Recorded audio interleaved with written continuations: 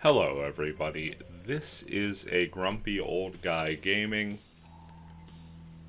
with another offline edition of Fragment Friday. Lobby server up and running well at the time of this recording, but after this past week's video, I did just want to go ahead and do something purely for the sake of a humble brag here. Happy that I got a character over the line in the offline story. Not the most unattainable of achievements in the world. I know plenty have done it before, but this is my story and I'm gonna tell it. Just basically wanted to hop on and show, perhaps, if you haven't seen it yet, what exactly you get for the offline post game. And it is one very important member address. Going through the list here, and there are all kinds of people you can play with now, and there you go, you get Helba. As you could see, in true hacker fashion, maximum potential hit points and skill points there, all 9s across the board, level 99, max money, and Wave Master class. So I'm going to go ahead and team up with Kite and Helba, and we're going to take out a high level field. Kite, of course, still equipped with the last betrayal that I had traded his way to get through the last samurai dungeon. Videos on those are out. Helba, of course, equipped with the 8 wise men's staff. Taking a look at the status pages here. I've still got Rugrats Knights, which makes me the scrub of the party with only a level 86 weapon, but it's got Moomin Lay, and putting things to sleep is fantastic. Last betrayal there for Kite, which means that Kite technically has a harder hitting weapon than me, but due to level difference, I am still the hardest hitting member of the party. That crit strike is huge. Nice addition for last betrayal. Sora's Blades, of course, has the best potential chance for death touch and is a fan favorite as far as twin blade weapons go. However, I don't feel comfortable with death touch on an AI. When there's a potential chance for confusion, and Pandora's boxes, they're a thing. Taking a look at Helba here, got the 8 wise men's staff, which gives 10 in all, and it does the same thing if you find the weapon in game as well. There are farming dungeons for it on Crab server. Overmaster, nice enough to host that currently. You've got Yarthkins, Vulcan, and Rhynek in the level 3 or RF versions of the spell, and you've got a few awakenings here as well. If you're looking to be a somewhat tankier mage, if you want your physical stats brought out, if you really just want bomb resistances, 8 wise men is a staff for you. Not necessarily the highest power staff, but again, Helba's level 99, she's going to hit hard with anything.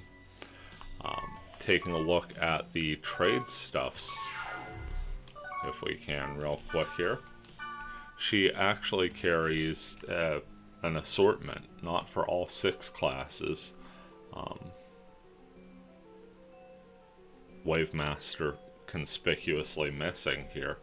But for 5 of the classes, she carries one of the higher level non-rare weapons. You have Sublimer, the old murder gloves for Twin Blade. Also a fun weapon to use there with the Darkness Slash, the Flames Vortex, and the Typhoon Blade. Eternity, long time weapon for my Blade Master here. Tsumugari for the Heavy Blade. I think that's the highest level katana in the game, but I could be wrong there given rare items. The Missing Axe. We've apparently found it. Again, 3 different element skills there, and Spirit Drain, which is rather nice. Plus 39 attack, that's crazy. And the Ultimate Spear, which I call the penultimate spear because just about everyone I know who played a long arm for any length of time, this was not the weapon they wanted to end up with. It was usually something different. But this is the weapon that could help you get there, and it's certainly again, 3 different element attacks and Spirit Drain. So there you go, a nice little weapons cache from Helba. Now let's go ahead and just random word us into something over level 90. There we go, Sickened Refugees Giant.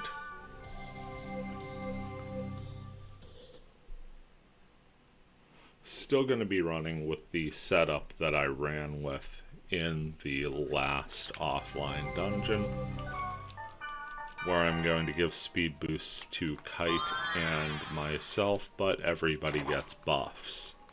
As far as hit point and skill point regeneration, Rick, Same, and Geem respectively.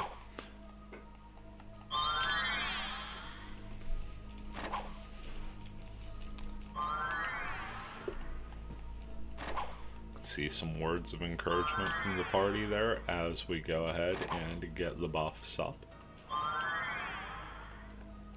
Yet another nice thing about playing online, if you can get in a party where multiple people have buffs, you're not wasting all that time going through that at the beginning. So right away we need Helba to come in on this one because these things are physically tolerant. So let's go ahead and use a Vulcan. Or Rurom, and that's one of them down.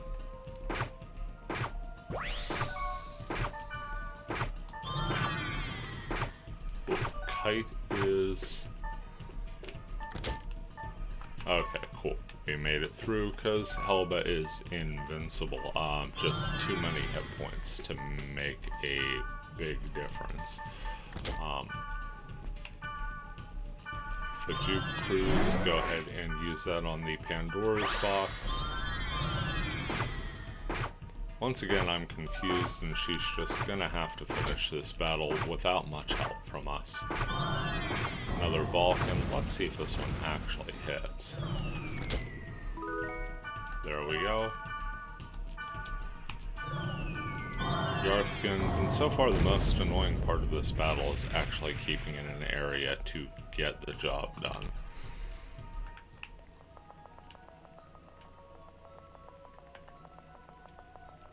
So Kite is still drawing experience. We, however, are not, and this looks like a problem.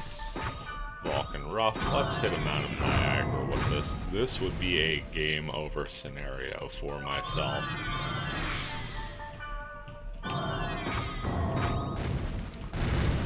There I was both asleep and confused. Drop a Vulcan there.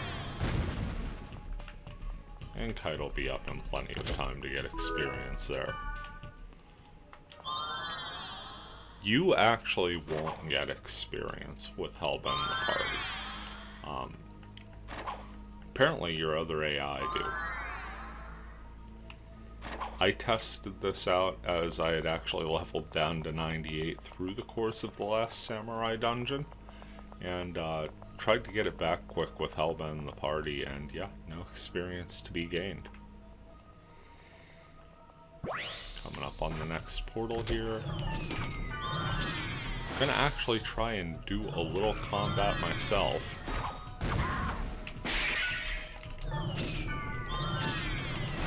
Which, as usual, fails spectacularly with the Madame Niagaras.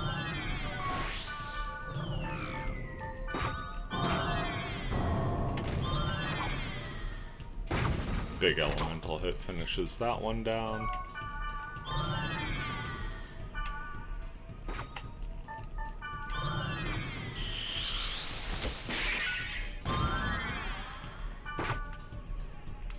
So it does really benefit to have Helba in the party. it is sort of an easy mode. But if there are just those fields you wanted to try clearing in offline mode, this is a fantastic way to get to it.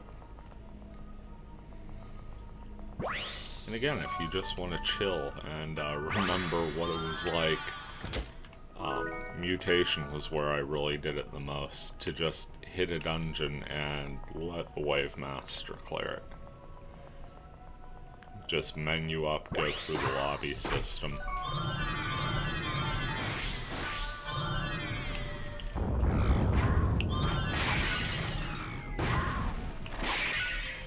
There we go.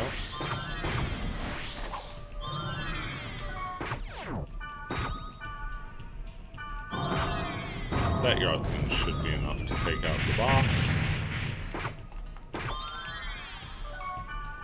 Kite once again dead.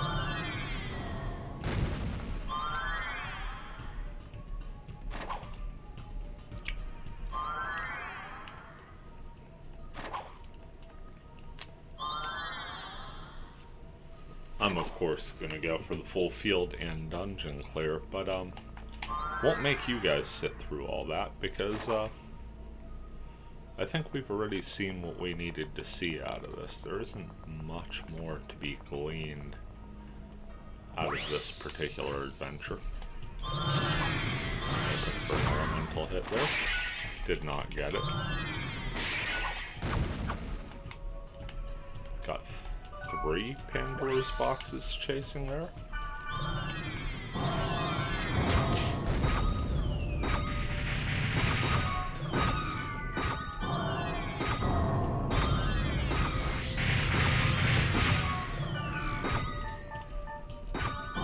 There we go. There's a nice group shot.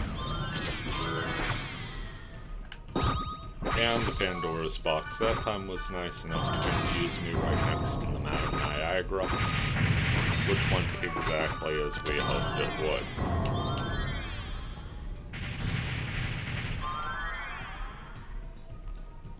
Yet another reason we're trying not to do too many buffs that aren't on the equipment here. Kite's still dying a lot. Able to pick him up rather easily. Nice Emperor's Soul there. And again, this is the beauty of running fields in the level 90s. All this stuff is top shelf.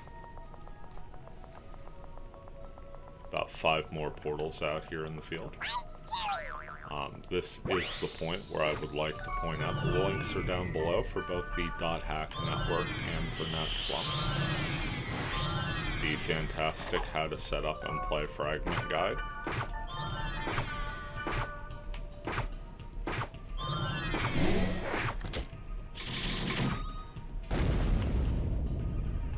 That's a fine kill shot there, that big explosion. Don't think we've had a Rhineck yet. Rhineck Griff is probably my favorite. Because it's Batneck. I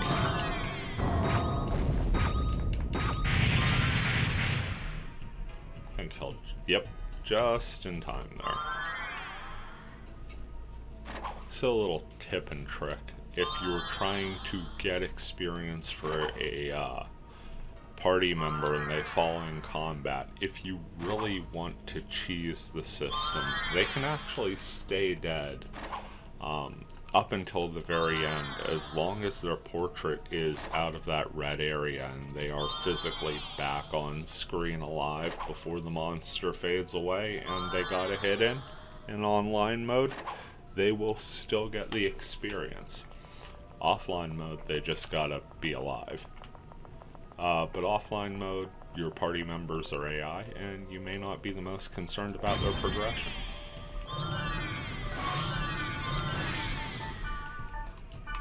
I know I wasn't for a while. Here we're asleep, and Helva just gonna make short work of these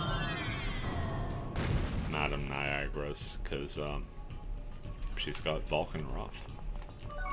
Even at a level 3 spot, that's hitting for quad 9s. And you gots to love that. Also, she's got Fall Rough, so best heal spell too. Don't worry about casting it, because she'll regen the mana before it's really even gone. Another Vulcan time.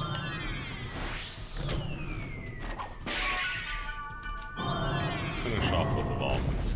With a Yerkins, because it's top of the list.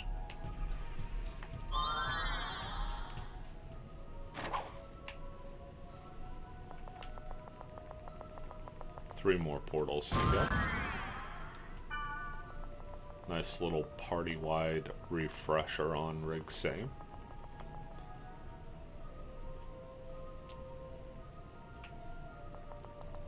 Downside about not speed boosting the Wave Master is, even though it keeps them safe in certain situations, it also means that there's just going to be some times that they are way too out of range. Here, I got slept at the literal worst time. And then I got confused coming out of the sleep, so this is all the bad things happening.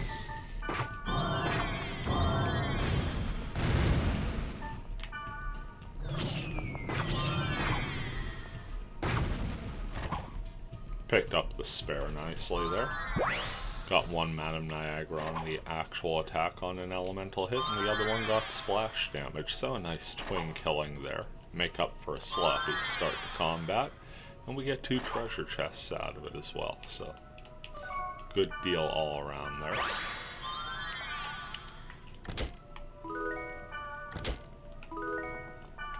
Of course, a lot of people would think level 99, the offline beat, there's not much left to do in this game.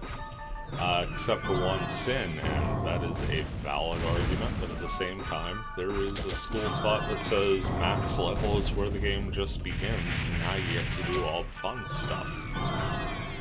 I'm sort of split in that opinion. As far as milestones go, there aren't many left for me in the game. It's been a fun couple years getting to that point, that much I will say. Thankfully, just hacking away at the Pandora's box for no reason. Unfortunately, finish up before the combat's over and take Kite out before you can get experience. Time for one more rebuff, and then we will hit that final portal. I can tell you, I've been hovering around 98, 99 for about 2 months now, I guess. I guess it was November, about the time that achieved max level, and I've definitely run a lot more of my Blade Master, you know, percentage-wise in my Fragment playtime since then. One, because I haven't had as much time to game overall. And when I did, I just sort of gravitated to this character. It's finally at that point where it feels like tangibly powerful to play this Blade Master. No signs of enemies, of course, except for that giant yellow dot on the map.